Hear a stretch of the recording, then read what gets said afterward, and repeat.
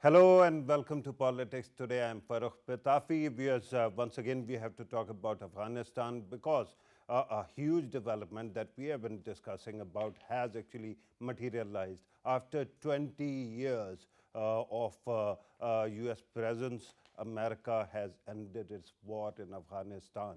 What does it mean for the region? What does it mean for the Afghans? That is a very big question. At this moment, there are two realities on ground in Afghanistan. One, that Afghan Taliban are the dominant power and effectively control the whole country. But there's another fact also that practically at this moment there is no government in Afghanistan. We hear about the consensus or the dialogue going on to actually bring a government of consensus into existence, but we still are waiting for that to happen.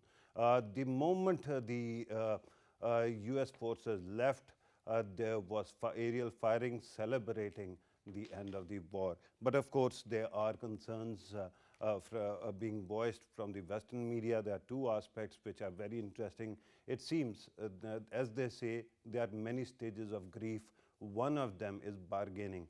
So in the Western media, people who actually were not seeing this war ending very soon still seem to be stuck on the stage of bargaining. We are going to talk about what to expect in coming days in Afghanistan, what it means for the region and Afghanistan and of course Pakistan. We are going to talk about that. I'm going to introduce the panel in a little while. Before that, our team has prepared a report for you. Let's watch that and then we are going to actually start discussion. The September 11 attacks on the Twin Towers changed the whole dynamics of international relations as a small group of non state actors attacked the US homeland for the first time in history. Immediately afterwards, the United States sprung into action to topple the Taliban government in Afghanistan because the Taliban refused to hand over the perpetrator of the attacks, Osama bin Laden, to the US. 88 days after 9/11, Kabul had been taken over by Hamid led and US supported forces, and then began the 20-year-long conflict to completely eliminate the Taliban and capture or kill bin Laden. The original mission of the operation was to kill bin Laden, which was fulfilled with the death of the world's most wanted man on May 2nd, 2011. Wars have momentum of their own, and the target shifted to nation building. The second phase thus started with US supported administration trying to establish a strong government, institutions, and develop infrastructure. However, owing to the Taliban insurgency, this target proved to be a distant dream. Therefore, after Donald Trump's electoral win, the long process of peace negotiations started, which culminated in the Doha peace deal in 2020 between the United States and the Taliban. The United States is now completely withdrawn, with Major General Chris Donahue being the last US soldier to exit Afghanistan. Afghanistan is completely under the control of the Afghan Taliban, also known as the Islamic Emirate of Afghanistan, except the Panjshir Valley, which is holding out under the rule of Ahmad Massoud. It remains to be seen whether the fighting will cease here or this resistance will be the first of many. Right, and now to the panel. In order to help us understand these issues, we are joined by an eminent panel. We are joined by Hassam Saab, who is Special Assistant to Prime Minister of Pakistan. Thank you very much, sir, Thank for you, sir, for being part inviting me. of the Very kind. program. Senator Anwarul Haq Kakar Saab, who is from Balochistan Awami Party and a ally of the government, but understands this region inside out, especially Afghanistan. His province is also contiguous to Afghanistan. He also joins us. Thank you very much, sir, for being part of the program. Rosa, let me start with you. Let me, instead of asking a question, ask you to comment by giving your opening statement on where Afghanistan is right now and where to go from here. At the crossroads. Okay. At the crossroads of, they won a war. Okay. They took 20 years to win a war, but they still do not have the legitimacy, according to the Western sort of diktat. Right. So the effort is, at this moment in time, they're trying to win that legitimacy by doing a few things. One, forming an inclusive government. That means, not just them in the government, but also their adversaries, particularly from the Northern Alliance.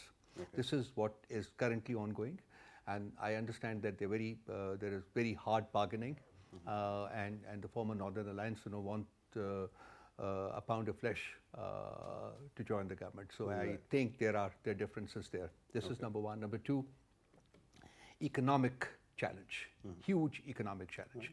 The Americans have stopped all flow of economic aid, cash to Afghanistan. In fact, what belonged to them also, $9 billion. $9 billion, even those have been frozen, and they will not be given to Afghanistan. Right. Now, this speaks of the hypocrisy of the Western world. On the one hand, they want them to form an inclusive government, and up till this moment in time, as we talk here, the Taliban have done nothing that I would raise a finger at, that this is not in accordance with what you had promised in the past. So they're doing everything. It is taking time because it's only yesterday that the last American left the soil, and they had said that we shall not form a government, until and unless every foreign troop has left the Afghan soil, which has now happened. So I think I look forward to the government being constituted in the next couple of days, whether that is an inclusive government or not. Next couple of days, 48 hours. 2, 3, 4 days.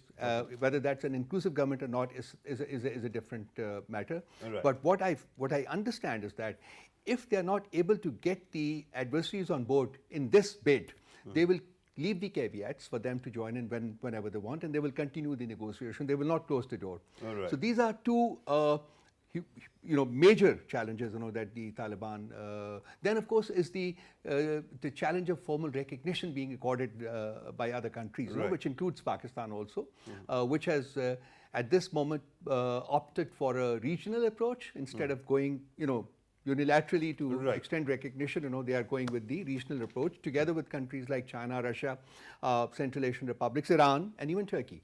So ultimately it will come about, but how long does it take basically depends on a few things that we can discuss. Right, and we are going to discuss that. Let me bring in Senator Kakar as well. Senator Saab, your opening statement. Where are we at and where are we headed? I would agree with my colleague. I mean, this is the biggest challenge. How do you morph from a violent civil war situation into a normal functioning nation state? Right. And from an insurgency, how do you become a political force? This is exactly what I was trying to explain, that how do you transform the group which has been fighting on the ground to deliver clean drinking water, to go for the service delivery in education, for health, so on and so forth.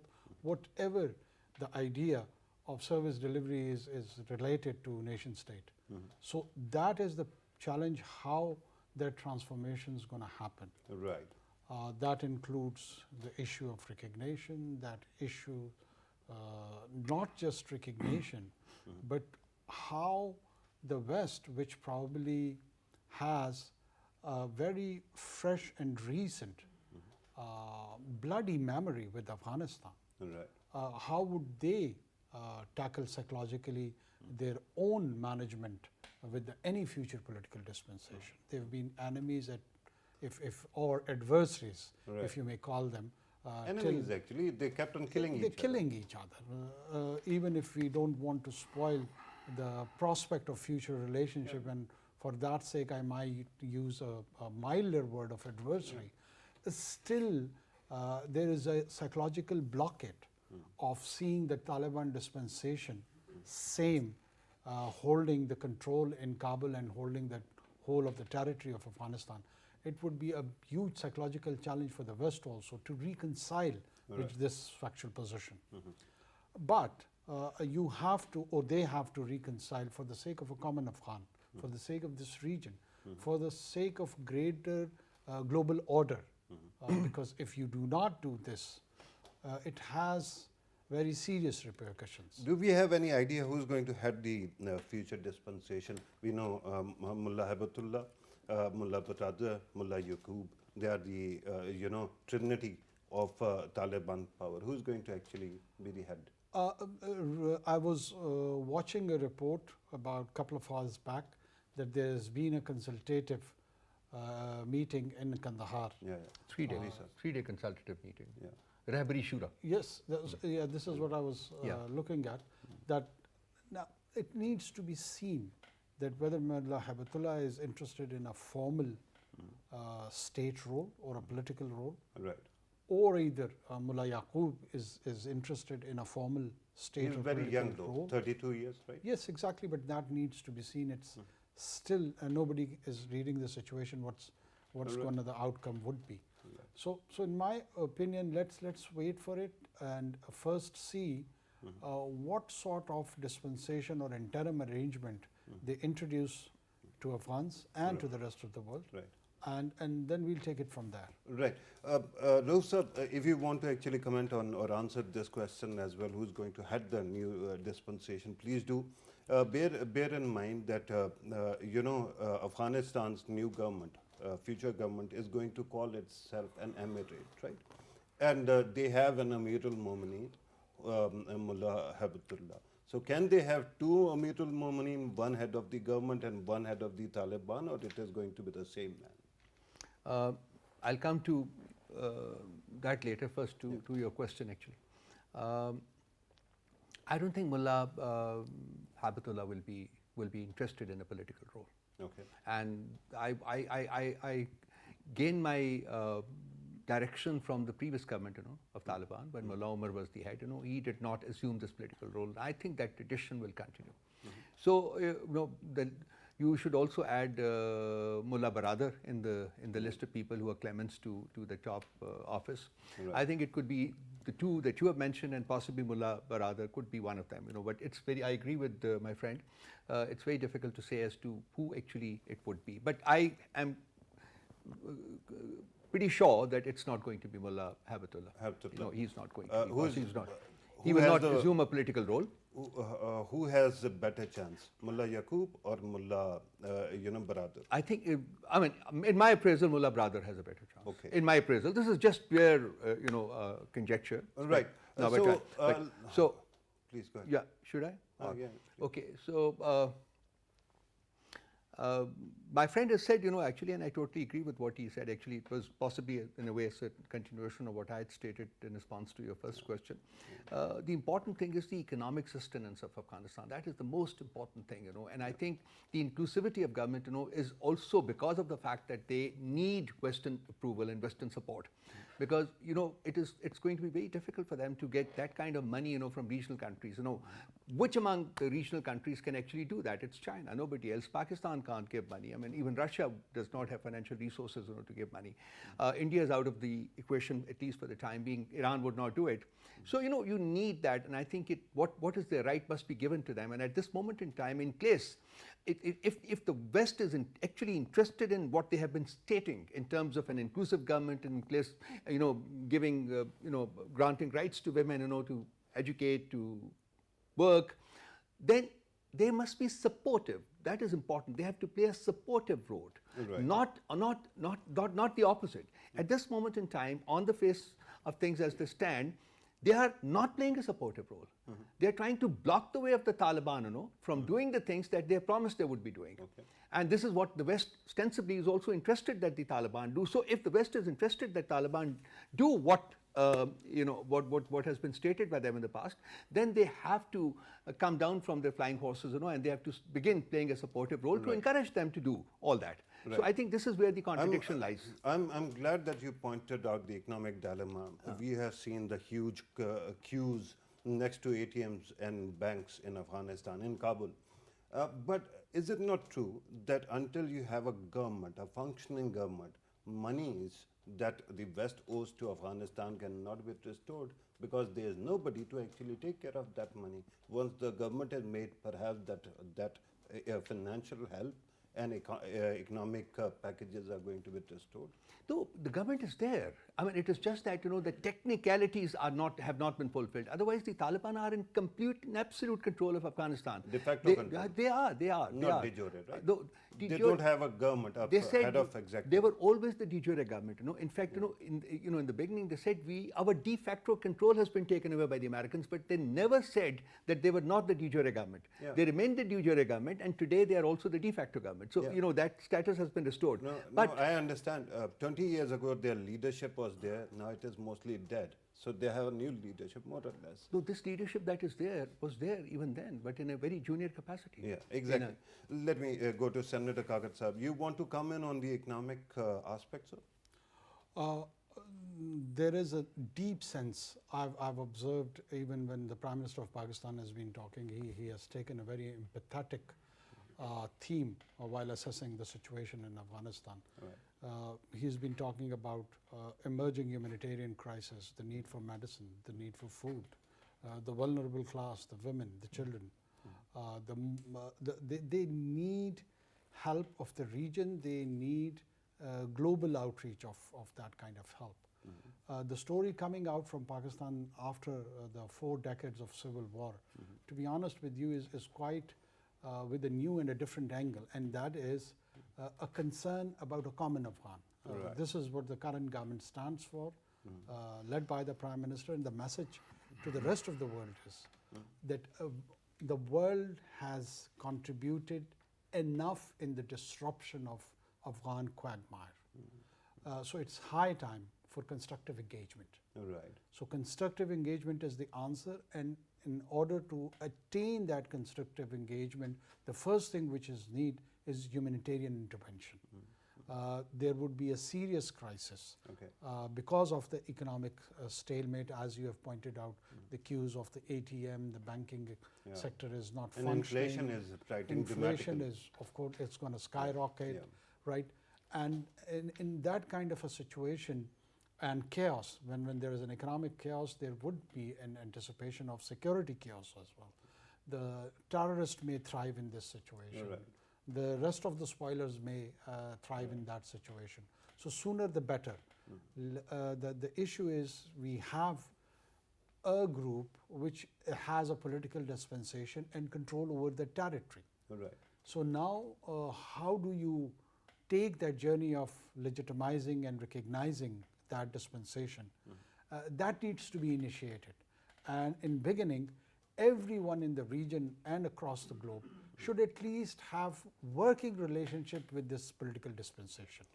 In which the basic issues of amenities and the rest of the things could be at least addressed. Are you as optimistic as Rauf Saab that the new government is going to be formed within the next 2, 3, 4 days? Well, I'm not sure about the timeline, but I do share the optimism that it would be pretty much soon. Can they at least, at this moment, decide that there is a caretaker head of government, so that that person can then interact with the West and then seek recognition and support as well? This is my presumption, but I presume so. The consultative process which is happening in Kandahar would be deliberating all these issues. And those deliberations definitely would come probably within a couple of days with some sort of outcome. The US actually has frozen $9 billion of Afghanistan that are parked in New York.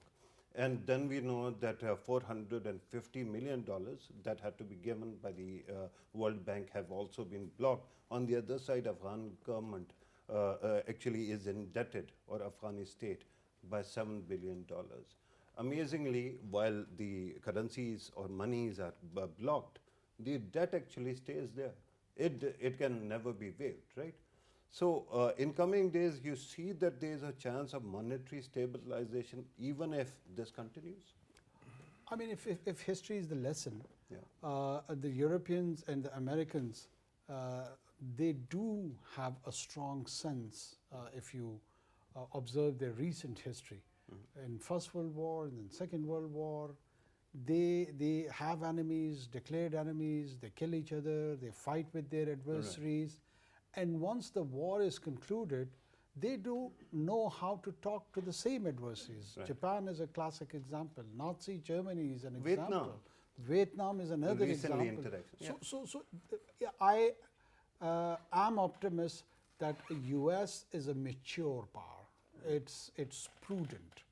I don't expect a reckless response from a bigger and a great power which United States is, no matter what happened in Afghanistan. But they do have their own positives, their own strengths. So the reconciliation with the factual position would actually help in building the bit of tarnish image which the US has suffered over here. And they can reconstruct that. There is an opportunity, there is a window. Rauf Saab, earlier humanitarian aspect was actually highlighted, and it is going to be a staggering crisis if the world actually doesn't move right now. But we have seen that the world was engaged with Taliban also for quite some time in Doha process and all. despite that, we saw all this shambolic kind of situation in the past 20 days. Now the question is, in coming days, what kind of foreign humanitarian intervention there can be? A UN-led one or something else? My friend is sounding very optimistic on the pragmatism of the Americans, but without disagreeing with him, I must add that the brutal, destruction of Afghanistan, stretching to over 2 decades, when you just look back and see why did it happen, why did they attack Afghanistan, it's very difficult to find a rationale, to a reason. If Osama bin Laden was the sole reason, he had to be sort of, traced and gotten hold of, there could be a million other ways to do that. Why actually attack Afghanistan? So that has happened. So they've destroyed. I mean, this is, and I think I can find other similes also. Iraq is a similar example. Syria is, Libya is. So this spree of destroying countries, I think it has to come to an end. At least in this region, they got Osama bin Laden. In Iraq, they never got the WMDs. No, that's right. And well, that was I think that's another story altogether. But humanitarian crisis, I don't see any humanitarian crisis at this stage, but I do agree with the prospect of a humanitarian crisis building in days to come, but specifically because of the economic difficulties of the country. There are still, I think, reports are filtering out that the banks do not have money to dispense, ATMs have dried out and all that. And those Afghani currency has tumbled. And, they are the people who are flying out, and they need to sort of exchange the currency, Afghani with dollars. Transactions are happening in Pakistan, and that is why one of the reasons why the dollar is skyrocketing here. It's gone up to 166 rupees today. Right. Yeah, so from 2 months ago, when it was floating at 153.54, it's gone up to 166. One of the reasons is this.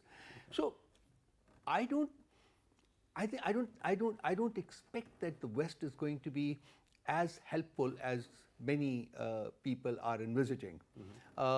United Nations, as you would know, is directly under the control of the Western countries. I mean, if you want to do anything through the United Nations, then the Security Council has to push it through without a veto. So what is the solution then? The solution is a regional solution. At the end of the day, China? I look at this as a regional solution, and this is the reason why Pakistan very wisely is interacting very closely with the regional countries, and they want to move together on this. Troika Plus. So Troika Plus and Iran and Central Asian countries who are equal partners in the prospect of peace in Afghanistan.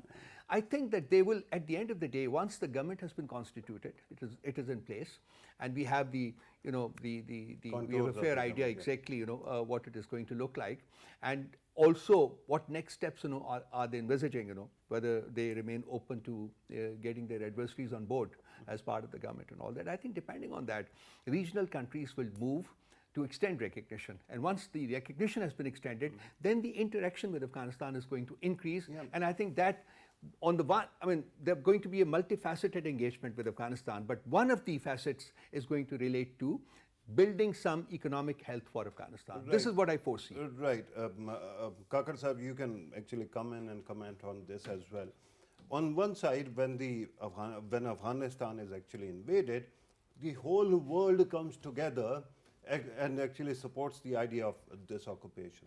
Now, when everything has ended and now Afghanistan needs handholding, then only a region is going to take care of it. The entire world cannot come together again.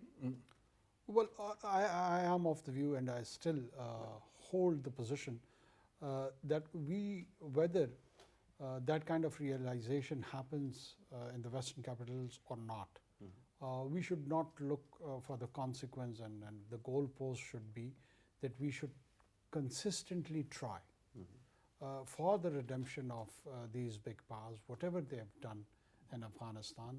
And it is not something which I rationalize or vindicate or approve of. But I do understand in the realpolitik that human history is full of tragedies, and Afghanistan is one of the big tragedies of 20th century. My position again is that they have suffered a lot. They have suffered a lot for 4 or 5 decades. Right. Afghanistan is a nation or a group of people whose at least 15 to 20 million people are today experiencing the life as diaspora. They are refugees, be it in Pakistan, be it in Iran, be it in Europe, across Atlantic. No other nation has that kind of number in terms of refugees as the Afghans do. Right. Hundreds of thousands of them have been killed. Probably millions have been injured. Yeah. They have been culturally annihilated. Their language, their next generations who are residing in Europe or in US, they are losing it to an alien culture. And Afghan nationalism is quite sensitive to that. So this is all a national loss. So after such a loss, Pakistan's position, instead of just emphasizing, I'm using the word just or merely on regional approach, would not be suffice. Europe, EU, UK, US, I think so they've got a moral responsibility as well to reconstruct. To bring back a sense of normalcy to Afghanistan. And they deserve it and they should have it. Right. Now let us talk about the spoilers or challenges to the next order, whatever it is. We know that sitting in Pakistan, the way we see it, there are three challengers that have existed. One is, of course, the Panjshiri group, who refused to actually accept that Taliban are going to be the next government, and Ahmadullah Saleh says that he is the acting president. The second one, we saw Daesh-K, ISIS-K, Khorasan as it is called. The third, India, is the only country that kept on agitating against any kind of solution in Afghanistan. Now it is talking to the Taliban, but we still have to see how much it is going to do. At this moment, it can sabotage the international consensus to help Afghanistan. So, Rauf Saab, let us one by one discuss all three. Panjshiri group. Let's begin with that. That's part of first part of your question. Amrullah Saleh has no political relevance at all. He's a non-entity, a nobody. He's a vice president. He says he's the acting vice president, but that does not hold any meaning, any relevance, in the current scheme of things. The family is the Ahmad Shah's son. Ahmad Masood's son. The two brothers are already very inclined to joining. It is a son, basically, who is still in the process of negotiating. He is engaged with the Taliban. They're negotiating. He's demanding his pound of flesh, which is difficult for the Taliban to give. So whether they're able to reconcile at a price which is acceptable to both parties, I think it should come out. What is that pound of flesh? Only Panjshir or elsewhere? No, beyond Panjshir. Beyond Panjshir. I have been told that they want about 4 to 6 governorships, and they want a few places, few slots in the cabinet also. So this is not acceptable. You can't do that. You can't go beyond what can be legitimately yours.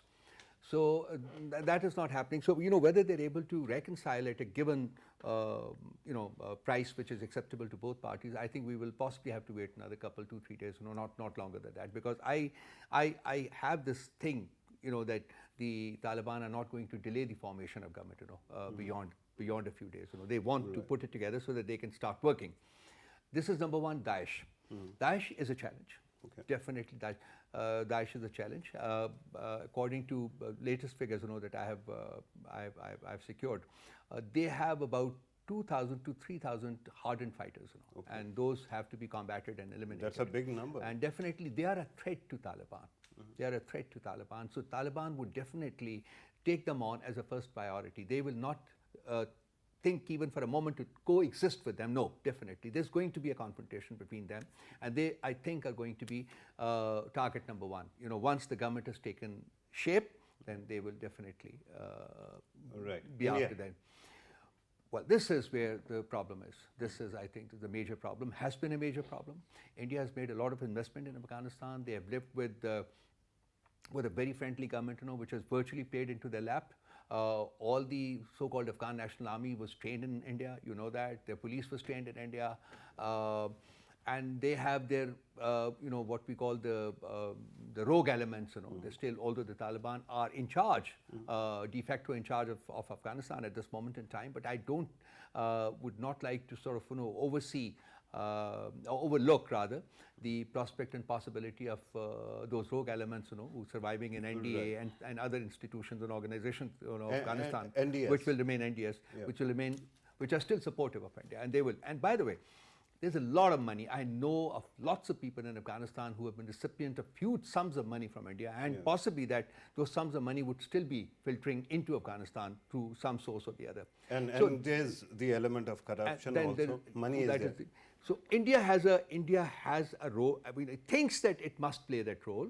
So it is going to be some time, but just one more minute. The dynamics have changed since the last time Taliban were in charge. The so-called Northern Alliance. There is no support within the region except India. Russia will not support them, Iran will not support them, even Central Asian countries will not support them. Pakistan never supported them, China never supported them.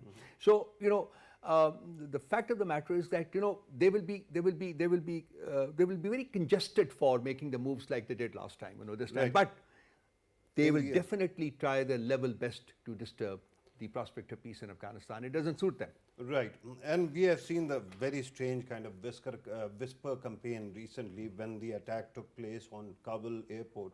At that time, all of a sudden, ISK, when they used to say ISK is no factor, and all of a sudden they started connecting it with Haqqani network and somehow started presenting it as if they are the alienated wing of Taliban. So India's whisper campaign continues. All three challenges, Panjsheris, Daesh-K and India. Panjsher challenge, in my opinion, probably would get settled down. Okay. In a month, 2, 3, whatever the time span is. But I do not see it emerging as a source which could lead toward the disruptive situation of Afghanistan. How it's going to be handled, I think so Afghans have got the capacity and the experience to talk to each other, and probably it would be facilitated by the outside friends of both sides, that they would encourage them to talk. ISIS-K is the biggest threat, no doubt about that. And it is not just threat to Afghanistan. My humble assessment is that Khorasan is a geographical concept, which starts on the borders of China or Mongolia, goes all the way Central Asia, Kazakhstan, Tajikistan, Uzbekistan, entering Azerbaijan, Iran, up till end of Istanbul or former Constantinople, including Afghanistan and west of the Indus, present-day Pakistan. Okay. So Khorasan is a grand concept. One player which is minus from this concept of Khorasan is India, or the central players or place of South Asia. Now, if a radicalized group is being encouraged and supported and financed and directed to attempt terrorist activities, it would initiate and start at Afghanistan, but the threat is way larger. Yeah.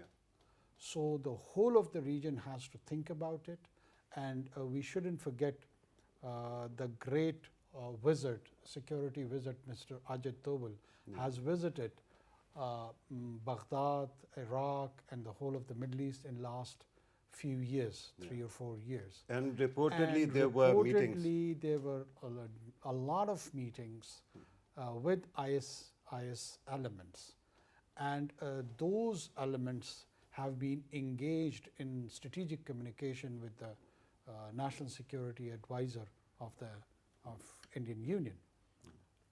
If they feel that they would use terrorism as a tool to enhance and further their strategic objectives, I think so they have got 48 hours to realize this, that would be a disaster.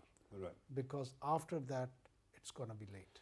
Do you want to also comment on how they have been actually trying to connect the Kabul, attack, 2020's attack on Gurdwara with Taliban or Haqqani and indirectly with Pakistan, despite the fact that Pakistan opened to win over Sikh brothers and sisters. I'm great. You raised this issue. I forgot to comment on this.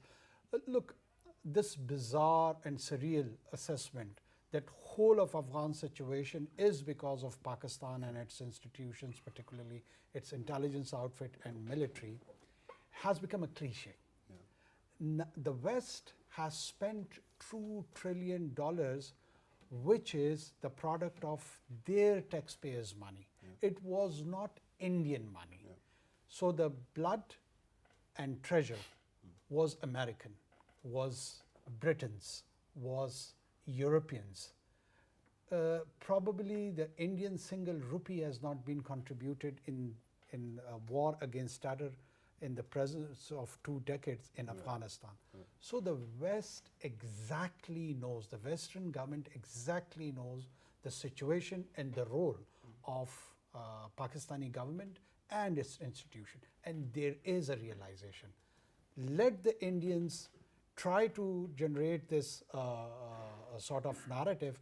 I think so they get further exposed of their ill intentions, and we should keep on highlighting about their ill intentions, but no serious thinker, no serious government is buying this surreal argument which they are trying to generate. Right. And this whisper campaign is important. I tell you why.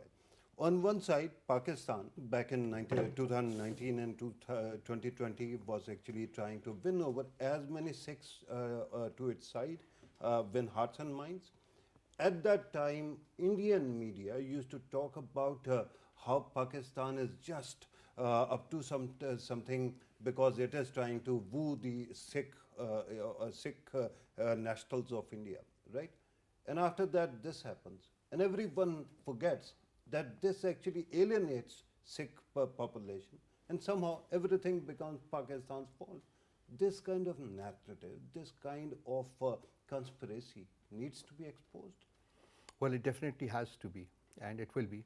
Unfortunately, in Pakistan, we have suffered because of the inconsistencies of our own government policies. In the past, you would go back to the times, when, like you said, this was really the thing going on in India, Sikh separatism, and all of a sudden, some people here played a role which is very controversial, and that put paid to it. Unfortunately, this is the inconsistency that I was referring to. But this whispering campaign, I feel that as part of strategic communication that the government is working on a day-to-day basis, this is being taken care of. And I agree with your analysis, that for Pakistan to be attacking a Gurdwara in Afghanistan, is the last thing that would be on our mind. Absolutely. Particularly, when on the other hand, Kartarpur corridor, we opened that specifically. We built it in a record time of about 8 months, 9 months, and we opened it to them, and they have been expressing their gratefulness to us. And why should we antagonize that community at all? Right.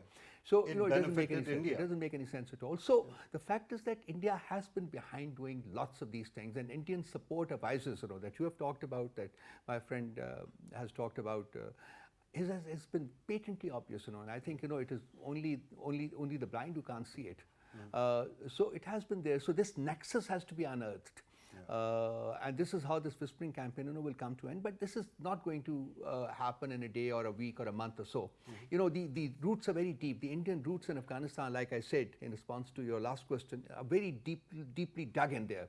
And the most important institution there is the NDS. And even when Amrullah Saleh is gone, it doesn't mean that the Indian hand there is going to be eliminated. No, it is still going to be there. Like I said, there are lots of people basically who have been on Indian payroll and who still would be on Indian payroll.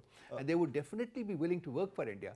So, even after the induction of Taliban in the government, after the constitution of the government and all that, I think it's going to take a long time for them to actually cleanse the system, to cleanse the institutions, that they start working for the welfare of Afghanistan rather than working for any other country, including India. So that's important. Rauf, if you remember, only a few months ago, we actually presented a dossier to the world community how India is using Afghanistan to actually export terrorism to Pakistan.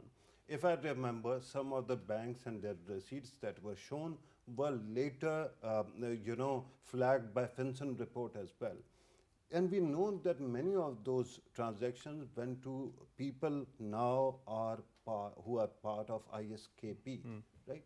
So can we once again present that dossier to whosoever would listen? Pitafi Sahab, rest assured, the West is blind to India. Okay. And will remain blind to India. Okay. It is my friend talked of realpolitik. Yeah. I talk of the economic realities of life. And I think that is where it's very difficult to compete with India. They have a population of 1.2 billion, I think, and that's a huge market for the West, to invest in. But So, at this moment, their new government, their current government is actually destroying their economy as well. well, yes, that will come with Minus time. 7%. But the West is totally blind. I have been noticing it for the last many years, and lately. I mean, even the current situation, I mean, look at the comments, which are emanating from the Western governments. Look at the comments emanating from the think tanks, from the strategic institutions. They are very, very, very supportive of India. They're just not willing to even give a minute to complaints about India. They just kind of sort of, it just doesn't exist for them. Right. So I feel that this is a difficult task, and Right. more importantly, we have to invest in our own resources, and and hopefully in due course of time we shall be able to work together with the government of Kabul, Right. and we shall be able to sort of take Right. care of it, but not immediately. It's going to take a while. Right. Senator Kakar, this is going to be the last question of the session. If you want to actually comment on that dossier, and if that can be used now, because we have the smoking guns, so many of them that were shared in that dossier. In a way, I would try to further explain the position of traditional idea of containing China along with supporting India, which is the stated position of Europe and the US particularly. The issue is post-Afghanistan, there is a shock wave. There is shock wave in European capitals, and there is a shock wave in Middle East, and there is a shock wave in Africa and even in Taiwan. So that shock wave is about uneasiness of the US lead role as a global leader. So those uncertainties, or if not uncertainties, at least concerns, and the implications which the Afghan withdrawal has brought to the thought process of all these major capitals, will make them think twice that if this containment of China policy would be successful or not, and by putting too much eggs into the Indian basket, would it be wise enough? They've recently lost around $3 trillion in Afghanistan. How much they're going to lose while supporting and pampering and patronizing India? So I think so. The thinkers, the policy makers probably would have already started thinking on those lines. Let's see what is the outcome of that. Right. And the dossier? Well, we, no matter what the result is, I am of the view that our position should be, we should hammer it in the minds of everyone and anyone in the world. Right. We should keep saying our story, Right. whether somebody believes us or not. Leave the results, but keep on doing the job. Right, but evidence actually speaks for itself. We have receipts of transactions that were flagged by FinCEN. That's right. I'm told that we have to conclude, sir. Those half a minute to you and half a minute to Anwar Kakar, sir. I think we need to, for my own government, my recommendation would be to engage more closely and more regularly with the Taliban. With the government. And the world That's very also? important. And of course the world, that comes, but it is the engagement with the government in Kabul, the new government in Kabul, which is very important, and that should take precedence over other priorities that we may have. Right. Kakar, sir, your conclusion, sir? A huge diplomatic opportunity has been generated. Pakistan needs to lead on that, not just in region, even at global level. Every major capital would be looking towards you, what you're going to do. Right, and that is very important. Senator Anwarul Haq Kakar, sir, thank you very much. It was great having you in the show. Rauf Hassan, sir, always great Pleasure. having you in the show God as bless. well. Take care. The situation in Afghanistan is still unfolding, even though the war has ended. Reconstruction and government formation still have to continue, and we still have to wait for that. We will keep on reporting on that and bring all the analysis to you. This was today's program. Thank you very much for watching. Take care.